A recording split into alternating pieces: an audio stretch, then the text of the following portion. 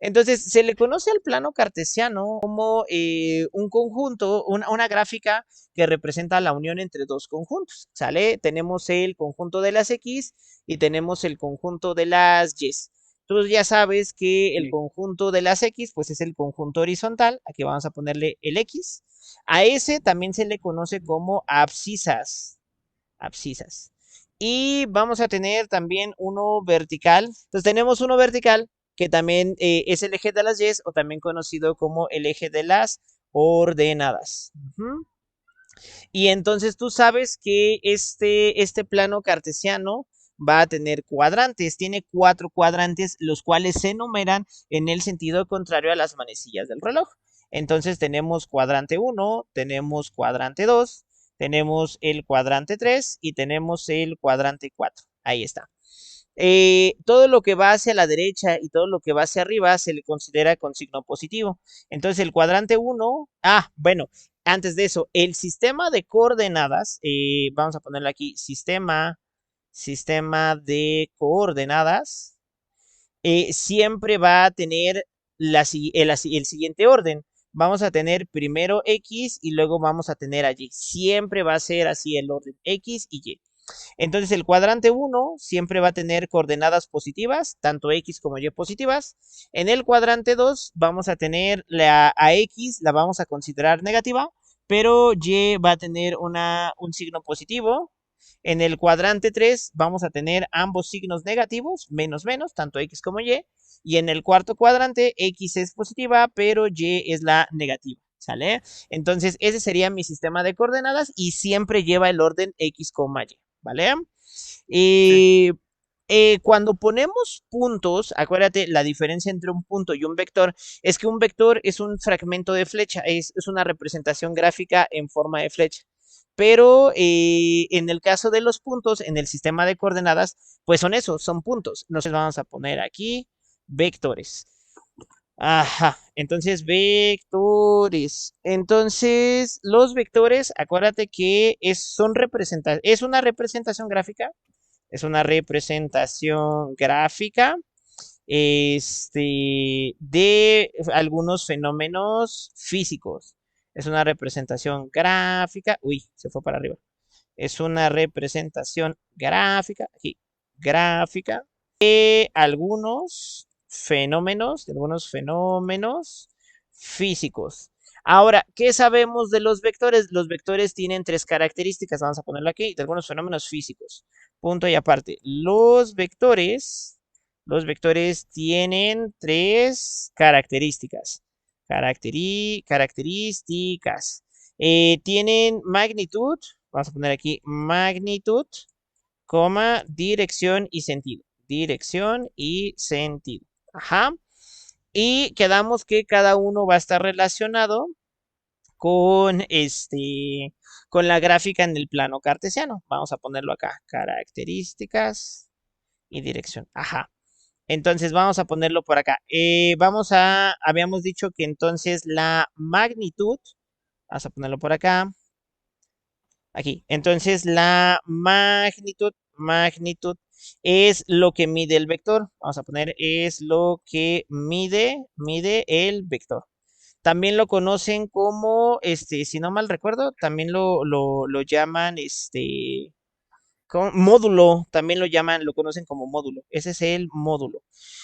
Básicamente es cuánto mide la flechita. Es lo que mide el vector. Ajá. Luego tenemos la dirección, que básicamente es el ángulo de inclinación, es el ángulo de inclinación del vector con respecto al eje X. De preferencia, siempre se mide con respecto al eje X. Entonces es el ángulo de inclinación con respecto al eje horizontal. Vamos a ponerlo aquí, con respecto al eje horizontal.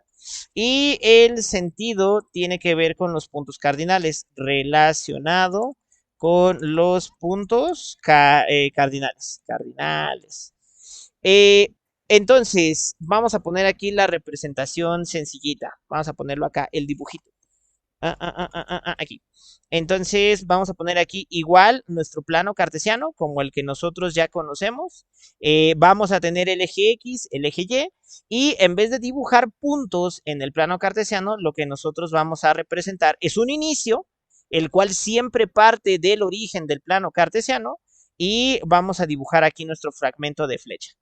Ahora, los vectores normalmente se les pone una letra y a la letra se les pone una flechita arriba. Entonces, esa A con la flechita arriba nos está dando a entender que tenemos el vector A. Ese es nuestro vector A. Ahora, cosa importante, el inicio ese es aquí en el plano, en el cero. Este sería nuestro inicio y la flechita sería nuestro final. Hasta aquí la punta sería el final. Entonces, la magnitud normalmente se pone con una doble barra, ¿sale? La doble barra nos está indicando cuál es la longitud desde el inicio hasta el final de esa flecha. Ahora, la dirección es el ángulo de inclinación, que es esta de acá. Entonces aquí tenemos el ángulo de inclinación, ¿sale? Que normalmente se le pone un simbolito, que es como un cero con una línea en medio, o un pescadito, el cual se llama alfa, ¿no? Son letras griegas llamadas alfa o teta. Ujú. Y el sentido tiene que ver con los puntos cardinales, si es norte, sur, este, oeste o viceversa, ¿vale? Entonces esa sería nuestra representación de un vector. Ahora, los vectores tienen dos formas de escribirse. Tienen su forma cartesiana, y vamos a tener su forma polar, vamos a tener su forma polar. ¿Cuál es la característica de cada uno? Pues muy sencillo. La forma cartesiana tiene números, tiene dos números, los cuales pueden ser positivos, o negativos. Ajá, o negativos. La forma polar no. La forma polar, está compuesto de un número y un ángulo. Vamos a ponerlo acá. Está compuesta por un número y un ángulo. Ese número y un ángulo. Ese número debe de ser positivo. Vamos a ponerlo acá, coma, aquí no, acá. El número siempre debe de ser, claro, puse compuesta. El número siempre debe de ser positivo. Vamos a ponerlo aquí. El número debe ser siempre positivo. ¿Por qué debe de ser siempre positivo? Porque es una distancia y no tenemos distancias negativas, ¿sale? Es por eso que siempre el módulo de un vector debe de ser positivo.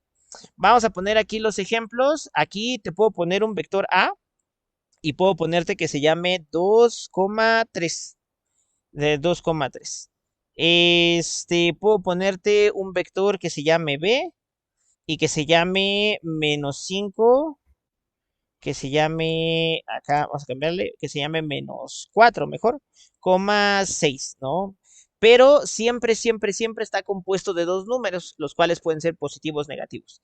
En la forma polar, no. En la forma polar normalmente se llama 20, aquí vamos a poner A. Vamos a poner aquí un 20,30 grados. Fíjate que aquí ya estamos poniendo lo que es un ángulo, los 30 grados. Ahora puedo ponerte otro vector, el cual se llame, no sé, B, y ahora puedo decirte que se llame 40,60, pero 60 grados. Y fíjate que ese número, el número que está primerito, siempre, siempre, siempre, siempre debe ser positivo. Esa es la diferencia entre una forma cartesiana y una forma polar. Ahora, ¿cómo los graficaríamos acá? Pues muy sencillo. En la forma cartesiana, igual como si fuera un punto. Vamos a poner nuestro plano cartesiano. Aquí está mal dibujado, pero vamos a ponerlo. Fíjate, el primer vector se llama 2,3, entonces me muevo en 2 en X, y voy a subir 3. 1, 2, 3. Aquí está 3 y aquí está 2. En vez de colocar un puntito, nosotros vamos a colocar una flecha que va de aquí a acá, y ese sería mi primer vector, el vector A. El otro vector me dice que nos movamos de -4 a 6, entonces primero -4, 1, 2, 3, 4. menos 4 en X y voy a subir 6, 3, 4, 5 y 6. Entonces por aquí arriba, pero en vez de ser un punto, va a ser una ¿qué? Va a ser una flecha. Entonces ahí está, menos 4,6. Ahora la pregunta es, ¿y cómo voy a obtener el módulo? ¿Cómo voy a obtener todo lo demás? Eso ya lo vamos a ver poco a poco. En el caso de la forma polar, vamos a ponerlo muy aproximado nada más. Fíjate que el primer vector me dice 20, 30 grados. Con nuestro compás, o con nuestro transportador más bien, vamos a medir 20 grados y vamos a dibujar una flecha que mida 20. Pero más que mida 20, ahorita vamos a ver qué significa. Lo importante aquí es medir que aquí sean los 30 grados, perdón. Aquí serían los 30 grados. Y una línea representaría el 20. Y ahorita vamos a ver cómo pasar de una forma a otra, dependiendo qué es lo que tengamos, ¿vale? Aquí la pregunta sería, bueno, ¿y cómo sabremos el método o el módulo, más bien, en el caso de, en la forma cartesiana? Vamos a poner aquí, vamos a poner cálculo del módulo en la forma cartesiana. Si tú tienes un vector en tu forma cartesiana, el módulo se calcularía de la siguiente manera. El módulo, vamos a ponerlo así. Entonces, la magnitud de un vector siempre sería la componente en x al cuadrado más la componente en y al cuadrado en una raíz cuadrada. Y ahí está, ¿ya viste? Así de sencillo. Entonces, Sí. en el primer caso, que se llama 2,3, acuérdate que el primer valor siempre es el de X y el segundo valor es el de Y. Entonces, aquí en nuestro ejemplo, nosotros tenemos que A se llama 2,3. Entonces, la componente en X es la de 2, esta sería AX y el otro sería AY. Y entonces la magnitud de A sería 2 elevado al cuadrado más 3 elevado al cuadrado dentro de una raíz cuadrada. 2 al cuadrado son 4, 2 por 2 son 4, ahí vamos a ponerle 4, 3 por 3 son 9, vamos a ponerle aquí, 4 más 9 nos daría 13 y se queda como la raíz cuadrada de 13. Ahora, podemos dejarla así, tal y como está, eso es válido, eso es eso es válido, o podemos calcular en su punto decimal, que sería 3,60. Entonces, la distancia, vamos a poner aquí 3,60, la distancia que hay desde aquí, desde el inicio hasta la flechita, eso mediría 3,60. Ese sería el valor, ese sería el módulo, lo que mide de ahí, del inicio al final. Y va a pasar lo mismo con el caso de B, solo que en el caso del módulo siempre va a quedar positivo. No hay módulos negativos, no hay forma que una magnitud te quede con signo negativo o te quede negativa, ¿vale? Ok. En el otro caso, vamos a lo mismo. En el otro se llama menos 4,6. Entonces vamos a ponerlo acá.